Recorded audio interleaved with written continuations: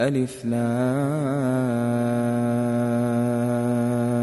را تلك آيات الكتاب المبين إنا أنزلناه قرآنا عربيا لعلكم تعقلون نحن نقص عليك أحسن القصص بما أوحينا إليك هذا القرآن وإن كنت من قبله لمن الغافلين إذ قال يوسف لأبيه يا أبت إني رأيت 11 كوكبا والشمس والقمر رأيتهم لي ساجدين قال يا بني لا تقصص رؤياك على إخوتك فيكيدوا لك كيدا إن الشيطان للإنسان عدو مبين وكذلك يجتبيك ربك ويعلمك من تأويل الأحاديث ويتم نعمته عليك وعلى آل يعقوب كما أتمها على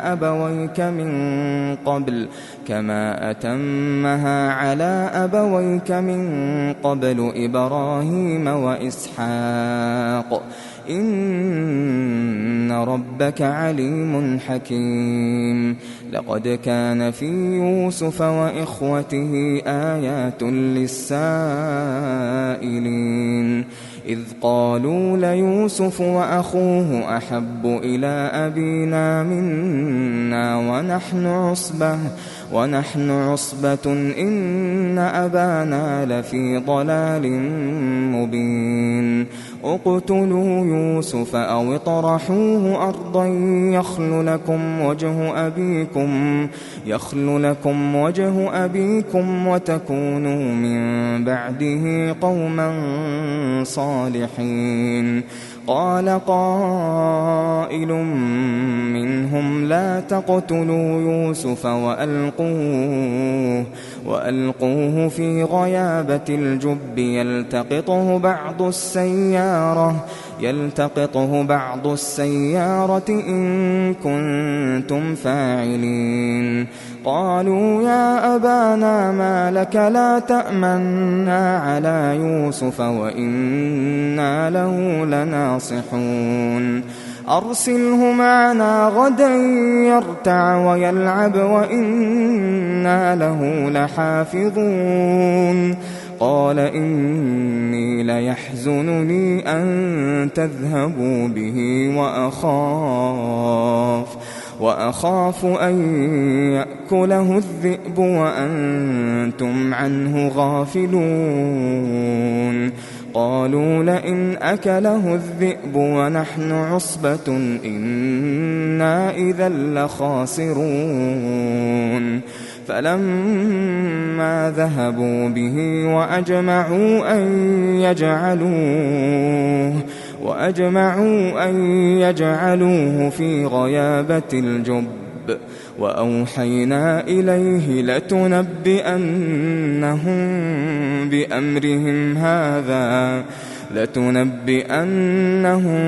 بأمرهم هذا وهم لا يشعرون وجاءوا أباهم عشاء يبكون قالوا يا أبانا إنا ذهبنا نستبق وتركنا يوسف عند متاعنا فأكله الذئب وما أنت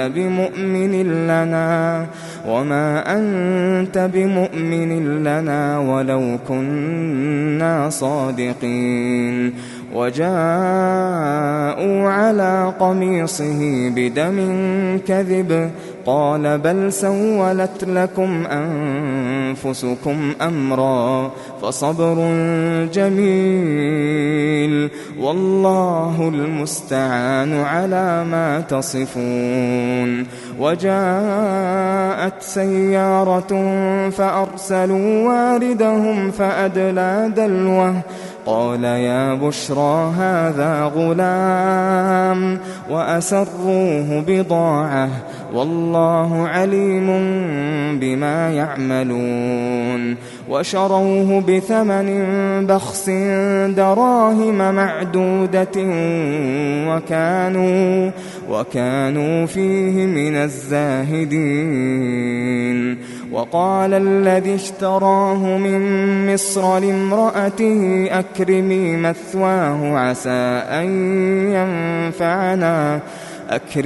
مثواه عسى أن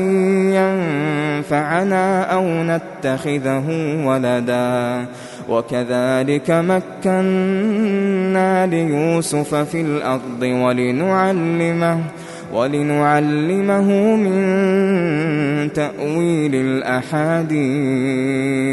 والله غالب على أمره ولكن أكثر الناس لا يعلمون ولما بلغ أشده آتيناه حكما وعلما وكذلك نجزي المحسنين وراودته التي هو في بيتها عن نفسه وغلقت الأبواب وقالت هيت لك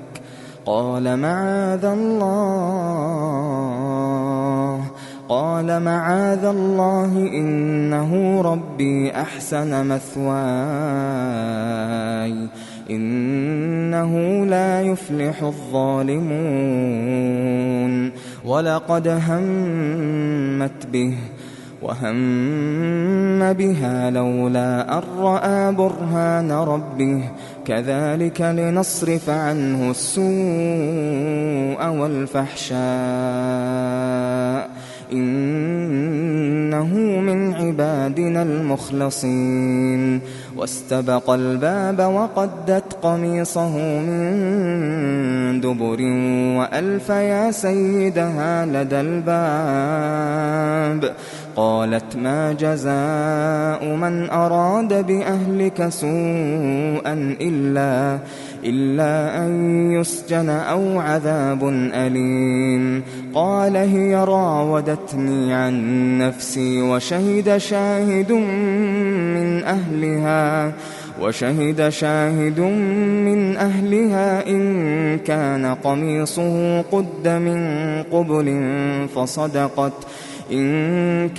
قميصه قد من قبل فصدقت وهو من الكاذبين وإن كان قميصه قد من دبر فكذبت وهو من الصادقين فلما رأى قميصه قد من دبر قال إنه من كيدكن إن كيدكن عظيم يوسف أعرض عن هذا واستغفري لذنبك إنك كنت من الخاطئين وقال نسوة في المدينة امرأة العزيز تراود فتاها عن نفسه قد شغفها حبا إنا لنراها في ضلال مبين فلما سمعت بمكرهن أرسلت إليهن وأعتدت لهن متكأ وآتت كل واحدة منهن سكينا وقالت اخرج عليهن فلما رأينه أكبرنه وقطعن أيديهن وقلن حاش لله ما هذا بشرا إن هذا إلا ملك كريم قالت فذلكن الذي لمتنني فيه ولقد راودته عن نفسه فاستعصم ولئن لم يفعل ما آمره ليسجنن وليكون من الصاغرين قال رب السجن أحب إلي مما يدعونني إليه وإلا تصرف عني كيدهن أصب إليهن وأكن من الجاهلين فاستجاب له ربه فصرف عنه كيدهن إنه هو السميع العليم ثم بدا لهم من بعد ما رأوا الآيات ليسجننه حتى حين ودخل معه السجن فتيان قال أحدهما إني أراني أعصر خمرا وقال الآخر إني أراني أحمل فوق رأسي خبزا تأكل الطير منه نبئنا بتأويله إنا نراك من المحسنين قال لا يأتيكما طعام ترزقانه إلا نبأتكما بتأويله قبل أن يأتيكما ذلكما مما علمني ربي إني تركت ملة قوم لا يؤمنون بالله وهم بالآخرة هم كافرون واتبعت ملة آبائي إبراهيم وإسحاق ويعقوب ما كان لنا أن نشرك بالله من شيء ذلك من فضل الله علينا وعلى الناس ولكن أكثر الناس لا يشكرون يا صاحبي السجن أأرباب متفرقون خير أم الله الواحد القهار ما تعبدون من دونه إلا أسماء سميتموها أنتم وآباؤكم ما أنزل الله بها من سلطان إن الحكم إلا لله أمر ألا تعبدوا إلا إياه ذلك الدين القيم ولكن أكثر الناس لا يعلمون يا صاحبي السجن أما أحدكما فيسقي ربه خمرا وأما الآخر فيصلب فتأكل الطير من رأسه قضي الأمر الذي فيه تستفتيان وقال للذي ظن أنه ناج منه اذكرني عند ربك فأنساه الشيطان ذكر ربه فلبث في السجن 9 سنين وقال الملك إني أرى 7 بقرات سمان يأكلهن 7 عجاف و7 سنبلات خضر وأخر يابسات يا أيها الملأ أفتوني في رؤياي إن كنتم للرؤيا تعبرون قالوا أضغاث أحلام وما نحن بتأويل الأحلام بعالمين وقال الذي نجا منهما وادكر بعد أمة أنا أنبئكم بتأويله فأرسلون يوسف أيها الصديق أفتنا في 7 بقرات سمان يأكلهن 7 عجاف و7 سنبلات خضر وأخر يابسات لعلي أرجع إلى الناس لعلهم يعلمون قال تزرعون 7 سنين دأبا فما حصدتم فذروه في سنبله إلا قليلا مما تأكلون ثم يأتي من بعد ذلك 7 شداد يأكلن ما قدمتم لهن إلا قليلا مما تحصنون ثم يأتي من بعد ذلك عام فيه يغاث الناس وفيه يعصرون وقال الملك ائتوني به فلما جاءه الرسول قال ارجع إلى ربك فاسأله ما بال النسوة اللاتي قطعن أيديهن إن ربي بكيدهن عليم قال ما خطبكن إذ راوتن يوسف عن نفسه قلنا حاش لله ما علمنا عليه من سوء قالت امرأة العزيز الآن حصحص الحق أنا راودته عن نفسه وإنه لمن الصادقين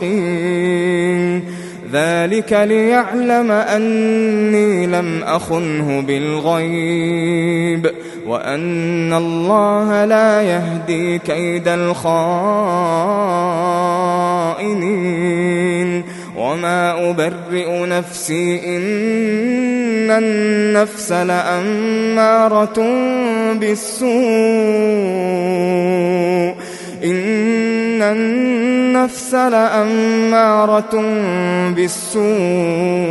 إلا ما رحم ربي إن ربي غفور رحيم وقال الملك ائتوني به أستخلصه لنفسي فلما كلمه قال إنك اليوم لدينا مكين أمين قال جعلني على خزائن الأرض إني حفيظ عليم وكذلك مكنا ليوسف في الأرض يتبوأ منها حيث يشاء نصيب برحمتنا من نشاء ولا نضيع أجر المحسنين ولأجر الآخرة خير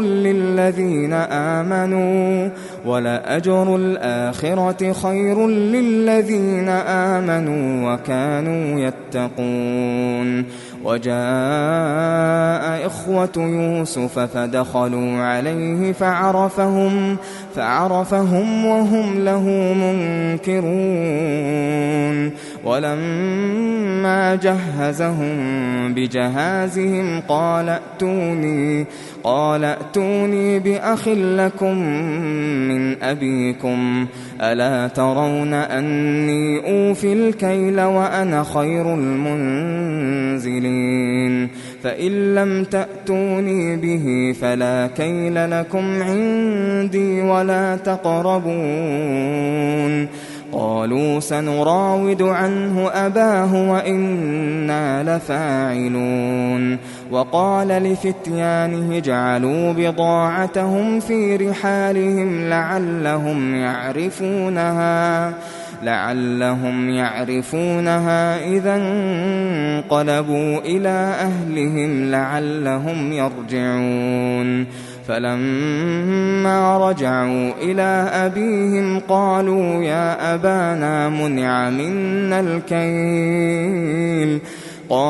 يا أبانا منع منا الكيل فأرسل معنا أخانا نكتل وإنا له لحافظون قال هل آمنكم عليه إلا كما أمنتكم على أخيه من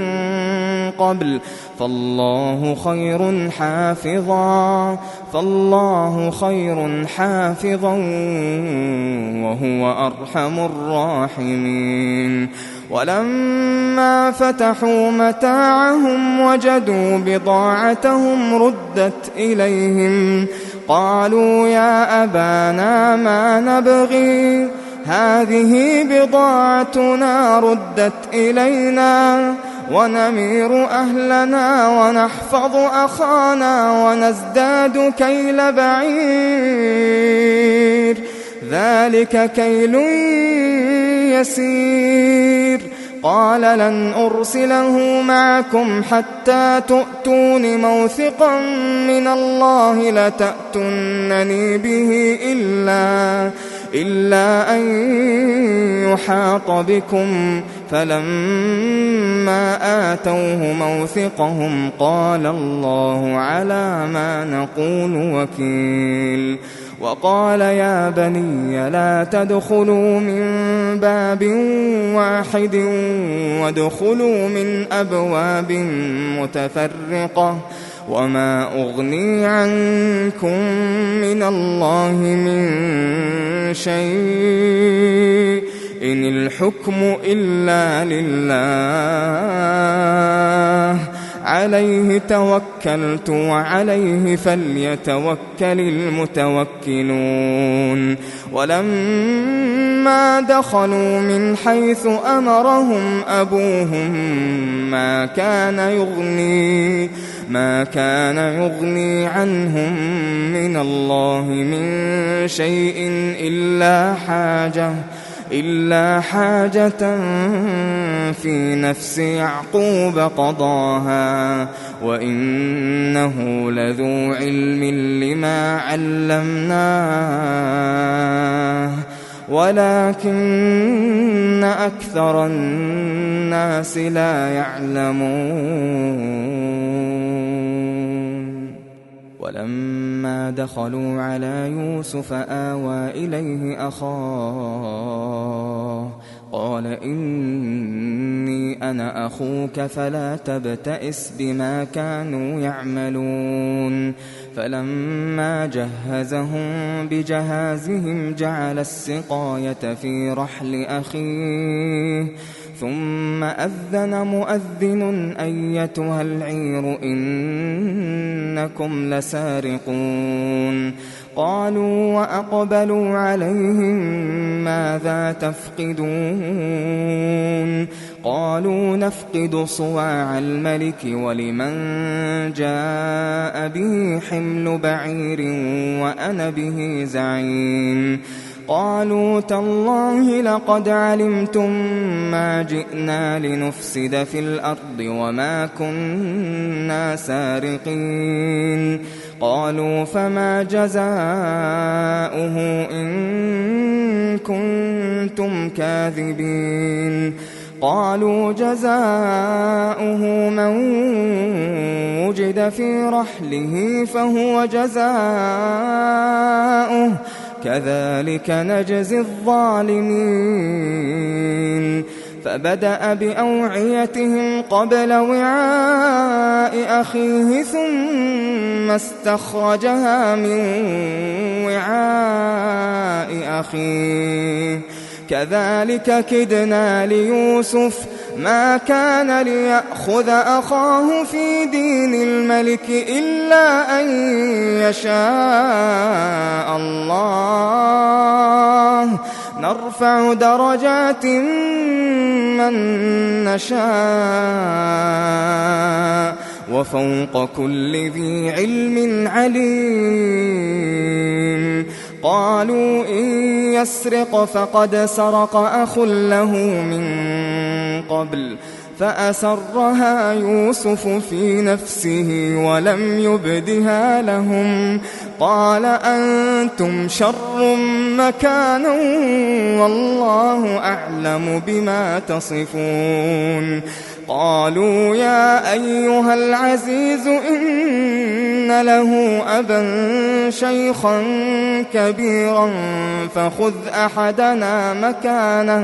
فخذ أحدنا مكانه إنا نراك من المحسنين قال معاذ الله أن نأخذ إلا من وجدنا متاعنا عنده إنا إذا لظالمون فلما استيئسوا منه خلصوا نجيا قال كبيرهم ألم تعلموا أن أباكم قد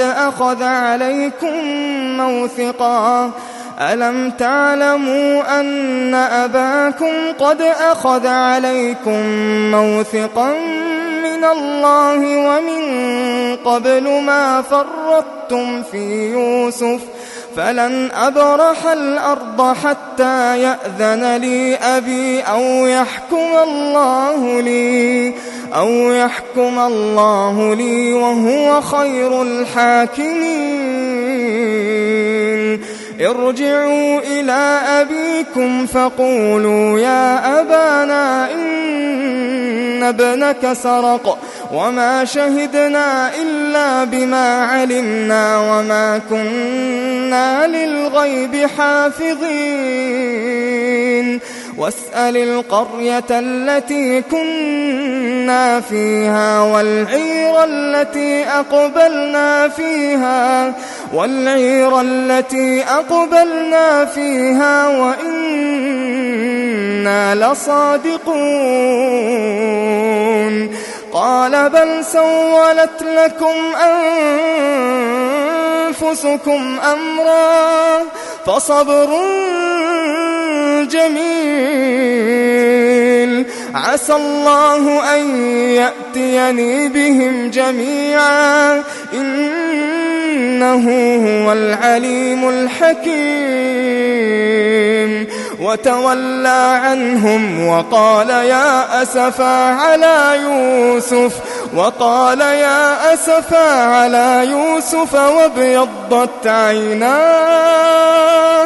وابيضت عيناه من الحزن فهو كظيم قالوا تالله تفتأ تذكر يوسف حتى تكون حرضا أو تكون من الهالكين قال إنما أشكو بثي وحزني إلى الله وأعلم من الله ما لا تعلمون يا بني يذهبوا فتحسسوا من يوسف وأخيه ولا تيأسوا من روح الله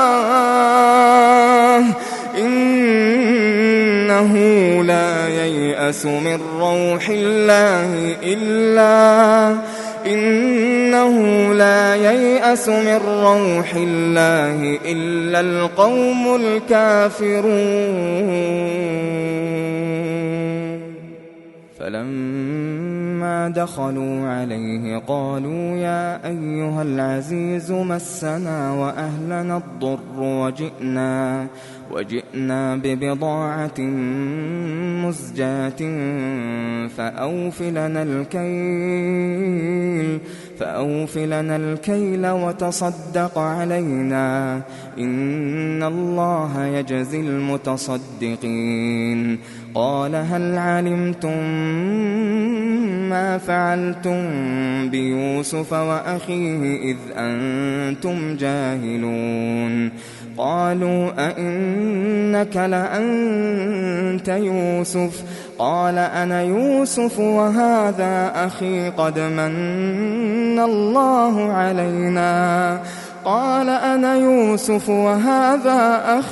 من الله علينا إنه من يتق ويصبر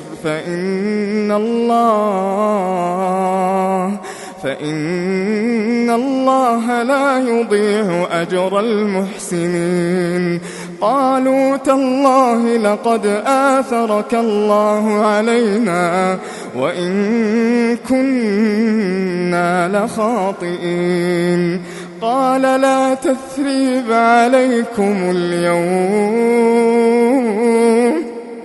يغفر الله لكم وهو أرحم الراحمين. اذهبوا بقميصي هذا فألقوه على وجه أبي يأت بصيرا وأتوني بأهلكم أجمعين. ولما فصلت العير قال أبوهم إني لأجد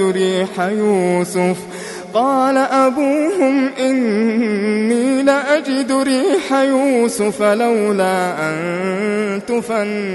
تفندون. قالوا تالله إنك لفي ضلالك القديم. فلما أن جاء البشير ألقاه على وجهه فارتد بصيرا قال ألم أقل لكم إني أعلم من الله ما لا تعلمون. قالوا يا أبانا استغفر لنا ذنوبنا إنا كنا خاطئين. قال سوف أستغفر لكم ربي إنه هو الغفور الرحيم. فلما دخلوا على يوسف آوى إليه أبويه وقال ادخلوا مصر إن شاء الله آمنين.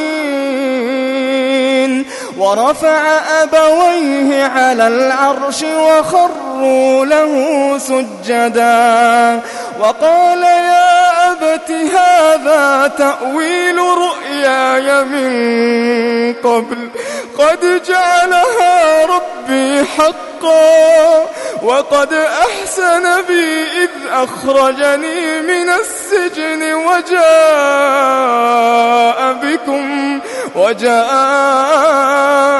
بكم من البدو من بعد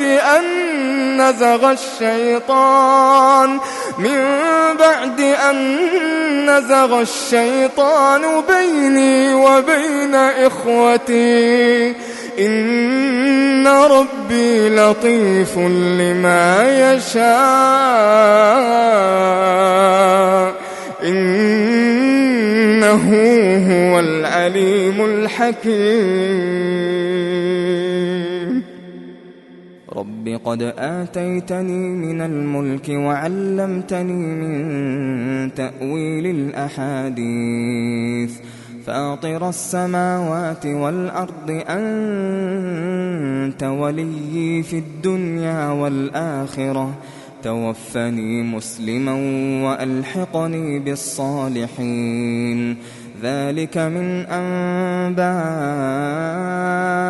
الغيب نوحيه إليك وما كنت لديهم إذ أجمعوا أمرهم وهم يمكرون. وما أكثر الناس ولو حرصت بمؤمنين وما تسألهم عليه من أجر إن هو إلا ذكر للعالمين. وكأين من آية في السماوات والأرض يمرون عليها وهم عنها معرضون. وما يؤمن أكثرهم بالله إلا وهم مشركون. أفأمنوا أن تأتيهم غاشية من عذاب الله أو تأتيهم الساعة بغتة وهم لا يشعرون. قل هذه سبيلي أدعو إلى الله على بصيرة أنا ومن اتبعني وسبحان الله وما أنا من المشركين وما أرسلنا من قبلك إلا رجالا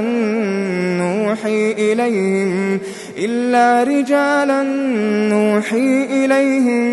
من أهل القرى أفلم يسيروا في الأرض فينظروا كيف كان عاقبة الذين من قبلهم ولدار الآخرة خير للذين اتقوا أفلا تعقلون حتى إذا استيأس الرسل وظنوا أنهم قد كذبوا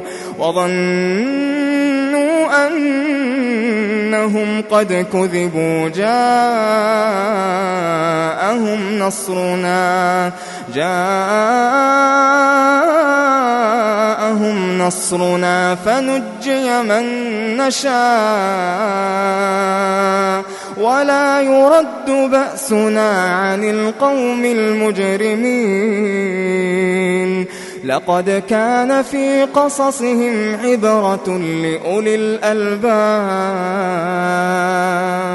ما كان حديثا يفترى